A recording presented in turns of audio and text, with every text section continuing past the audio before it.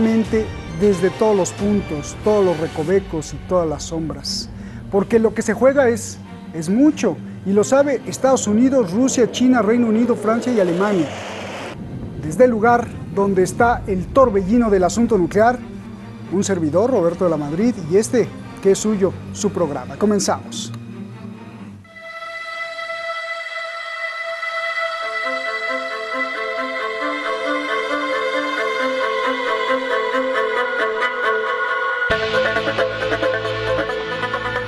A partir del 23 de febrero, Irán dará los siguientes pasos.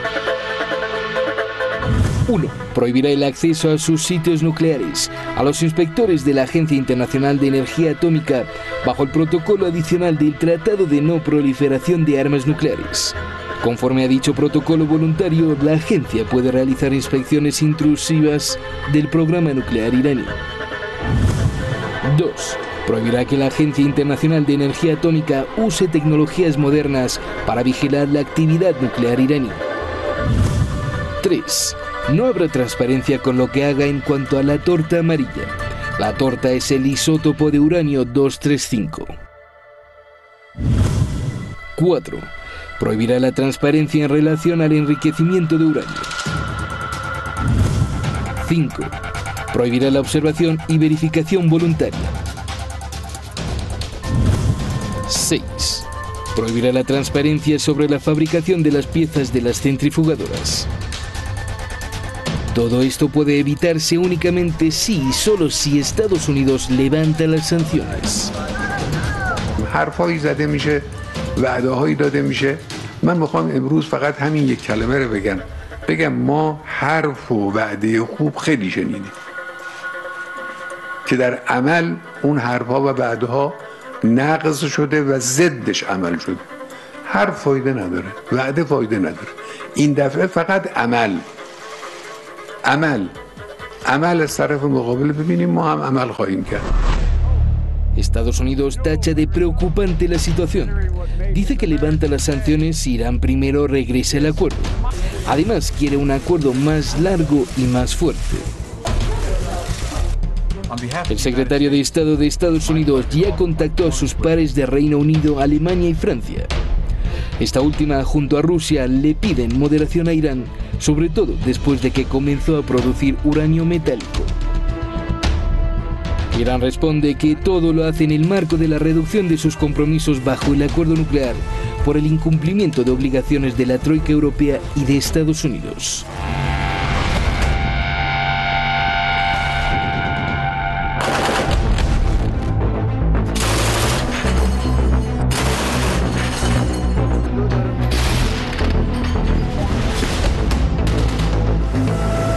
Todo esto sucede cuando Irán muestra poder junto con Rusia en unas maniobras marítimas conjuntas en el Océano Índico.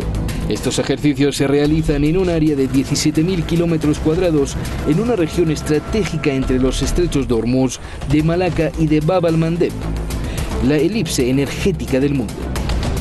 Los objetivos de la maniobra, según Irán, son fortalecer la seguridad del comercio marítimo internacional, además de luchar contra la piratería y el terrorismo marítimo.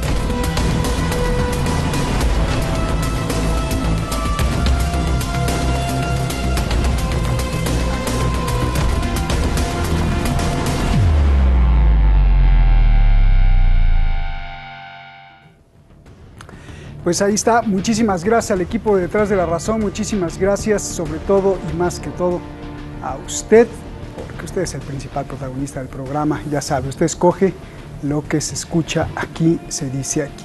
Profesor de Economía Política, sí, profesor de Economía Política, experto en geopolítica, encargado de Relaciones Internacionales del Comité de Solidaridad con Palestina. Usted le conoce muy bien, nuestro amigo Nicola Hadwa. Maestro, gracias por estar aquí, Nicola. De la Universidad de Sevilla, filóloga, es directora del medio digital revista La Comuna. También la conoce muy bien, Carmen Parejo Rendón. Gracias, Carmen.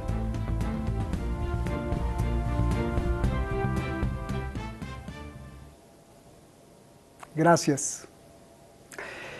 Carmen, empiezo contigo, primero las damas, Nicola, así que primero Carmen. Carmen, con este ultimátum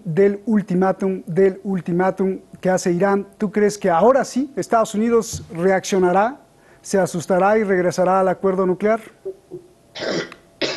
Un saludo a todos el programa de Detrás de la Razón, también al compañero Nicola, que es un placer volver a coincidir con él aquí.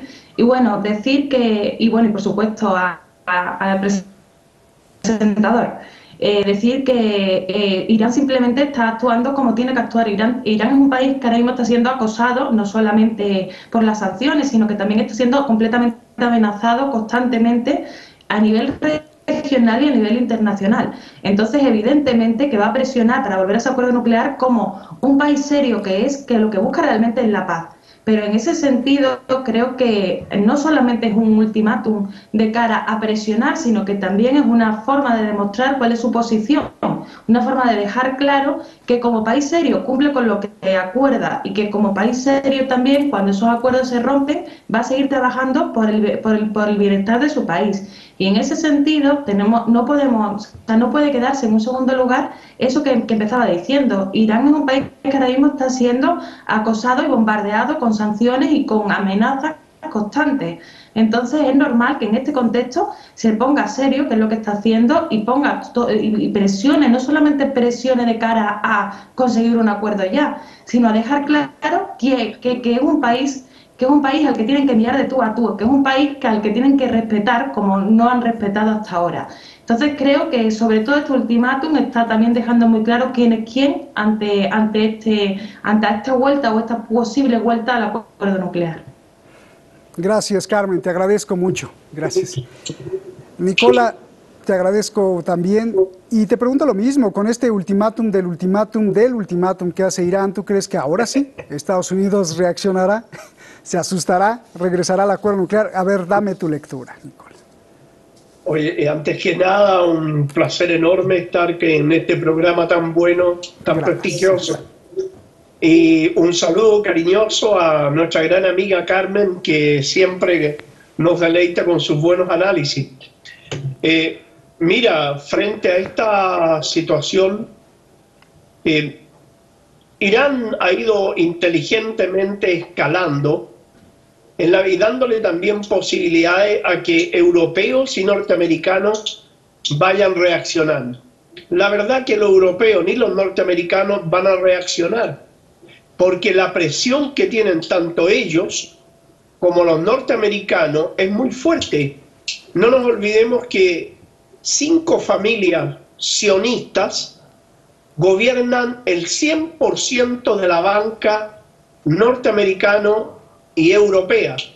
Y esas 5 familias, Roberto, son dueñas de la mitad de la riqueza del planeta.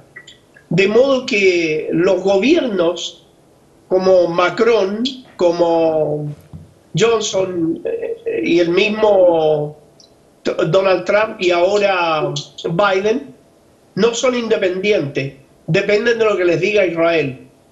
De modo que lo que le queda a Irán es única y exclusivamente seguir adelante, ver si hay alguna reacción, que sí tendría que haber una cuando Irán tenga mucho más adelantado su programa nuclear, sí se van a preocupar, pero por el momento ellos quieren darle tiempo que las presione para que el bloqueo, para que las sanciones vayan produciendo efecto, y de esa manera ellos esperan ir ablandando al régimen iraní y al pueblo iraní para que obviamente se entreguen mansamente.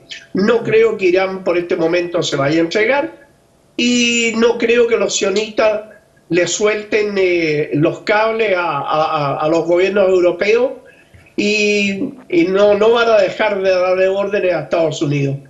Gracias, Nicola. Carmen, ¿hasta dónde tú crees que va a llegar Irán? Desde el 2019 comenzó, por eso dije ultimátum.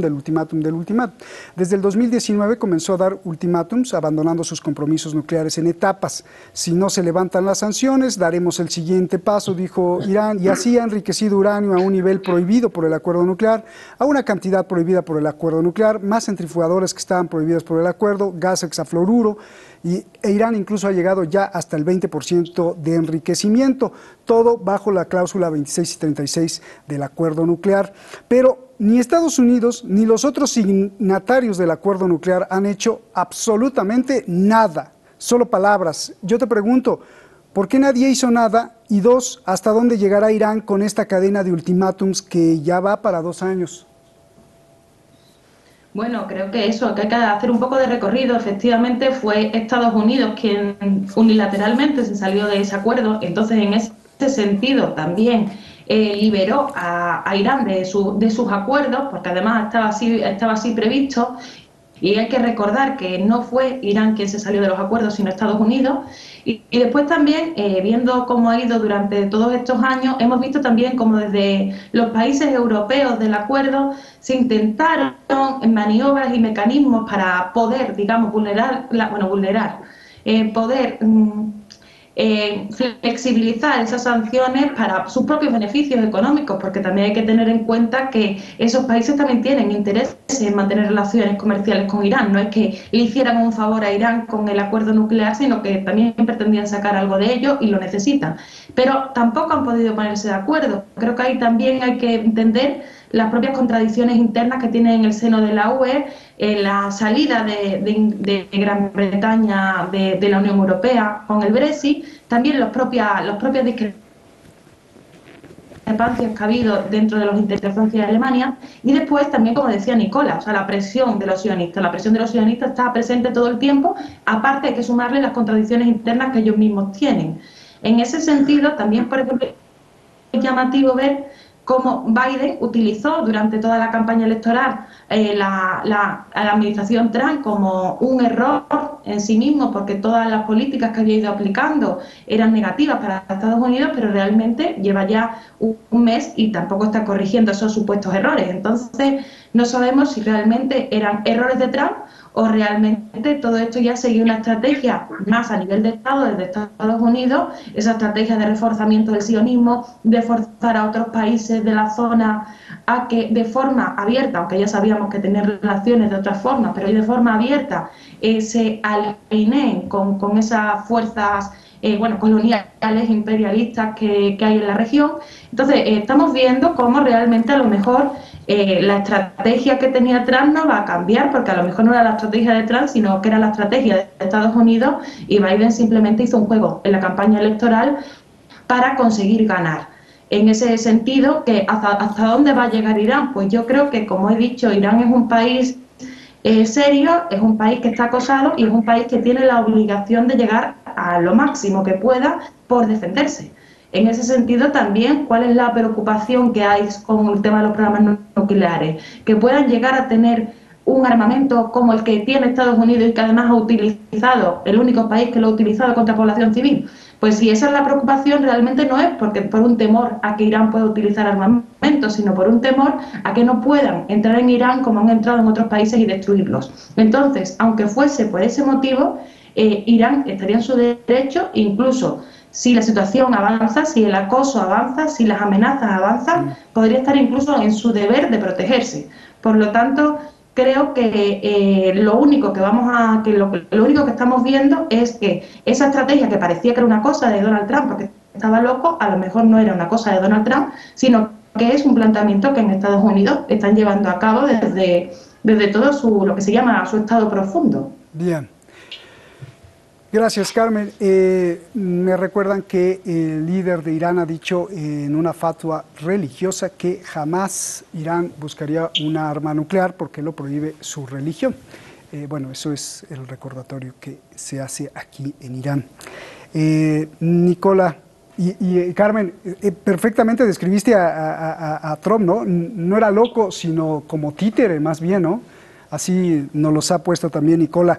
Nicola, el mensaje de Irán ha sido muy, muy claro. Si el 23 de febrero Estados Unidos no levanta las sanciones o los otros signatarios del acuerdo no hacen nada, que las compense, aplicaremos las medidas drásticas, dice Irán. Te pregunto, ¿harán algo los otros firmantes? Porque ya hablaste de Estados Unidos, hablaste de la banca sionista, pero los otros firmantes, Reino Unido, Francia, Alemania, incluida China o Rusia, o más bien yo te pregunto, ¿tienen el poder de hacer algo? Mira, los poderes ahí están divididos. el poder sionista y el capitalismo europeo y norteamericano y las transnacionales europeas y norteamericanas entran en contradicción tanto con Rusia como con China por ese lado, de modo que no habrían políticas comunes. Eso es lo primero. Por otra parte, hay una contradicción entre Europa y Estados Unidos, que Carmen también lo dijo, en el sentido de que las economías europeas, si bien es cierto están entrelazadas con la norteamericana, hay aspectos en que ellos no comparten. Por ejemplo, Estados Unidos toma muchas medidas en Medio Oriente para satisfacer la presión que le hacen los sionistas, pero que van contra los intereses del propio capitalismo norteamericano, en contra de las transnacionales norteamericanas, pero se ven obligados a tomarla porque no se gobiernan a sí mismos, no se mandan ellos a sí mismos, no tienen independencia para tomar las decisiones.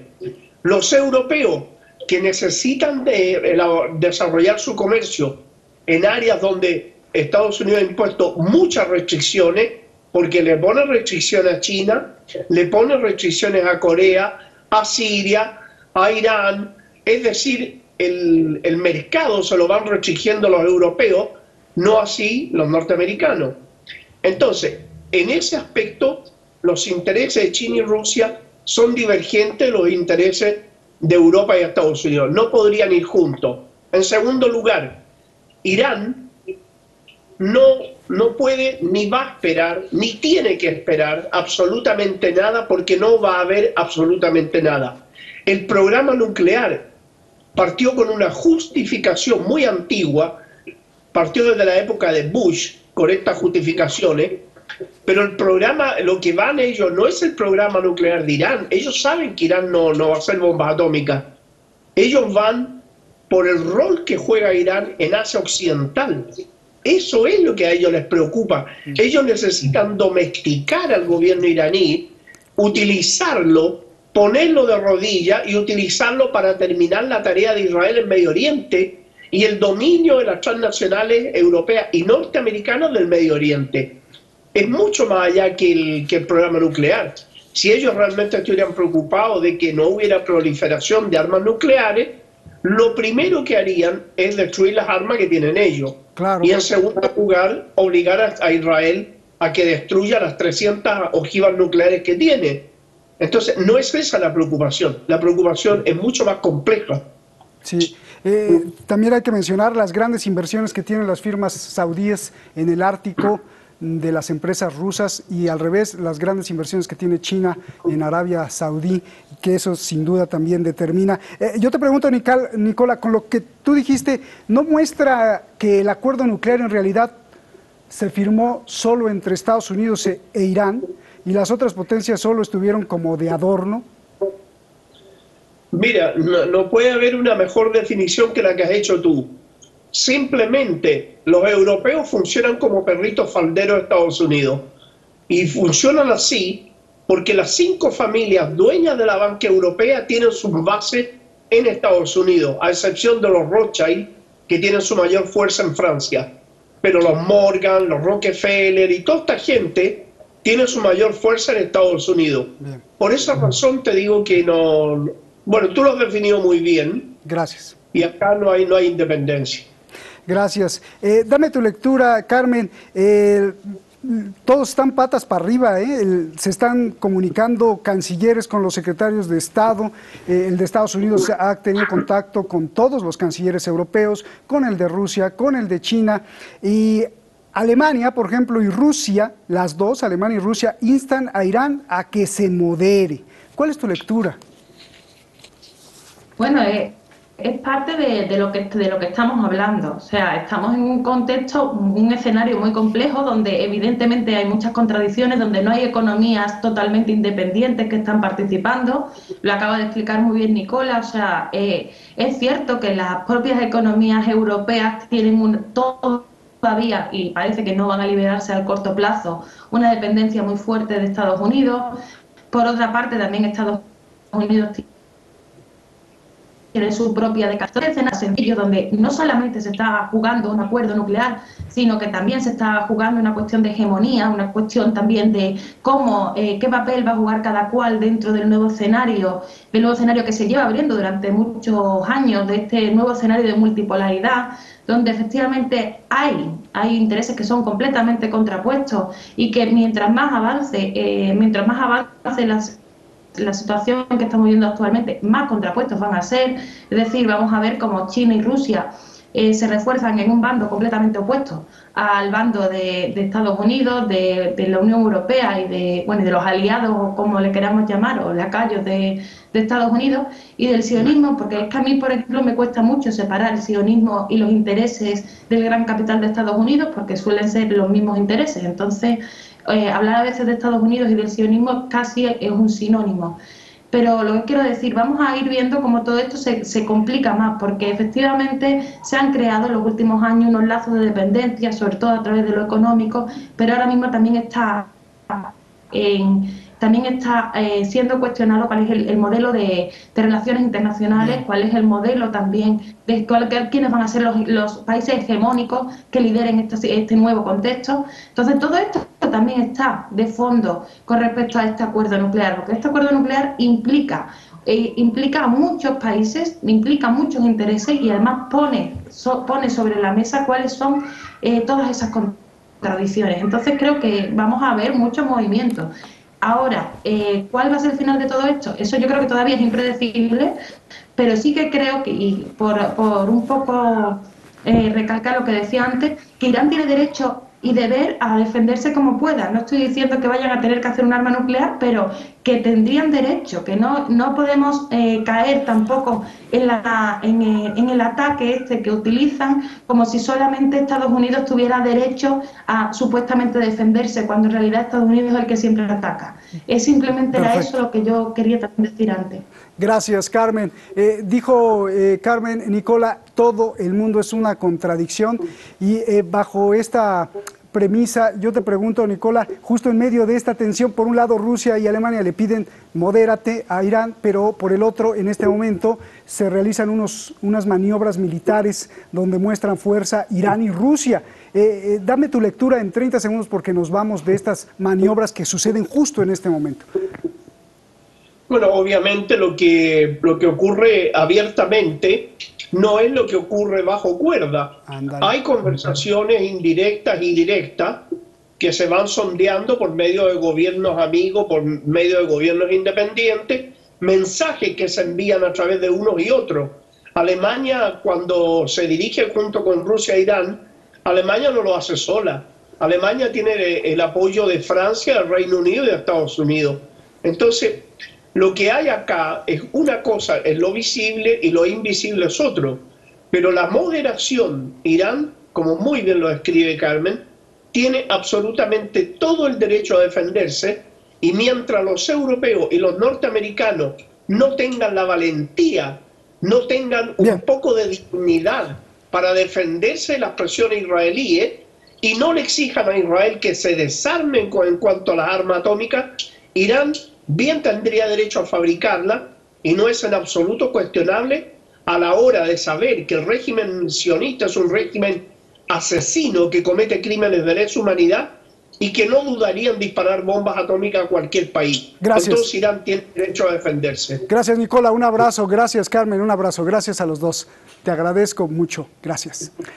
Como se lo dije empezando el año, pues el 2021 que estamos viviendo pues no será tan fácil, porque hay muchas fogatas prendidas en el mundo y los amos del poder tendrán que resolverlas ya, no para salvar la población, eso ni lo piense, sino para ver cómo se reparten el poder. El problema para los pueblos del mundo es que cada vez hay más grietas abiertas que nos conducen al abismo de lo irreconciliable, como por ejemplo el tema de hoy, el acuerdo nuclear. Y así tenemos Corea del Norte, Taiwán, Hong Kong, las Islas Malvinas, Gibraltar, Crimea, el Ártico, cárteles de la droga, Palestina, Nagorno, Venezuela, litio, agua y energía, Cachemira o la Antártica, donde hace unas horas, por cierto, se reveló un descubrimiento de una forma animal de 5 centímetros de largo que la ciencia jamás había visto y que se adapta al peor entorno para la vida, sin alimento, sin luz y congelación total abajo de la Antártica. ¿Será esa la nueva forma de vida? Ojalá que no.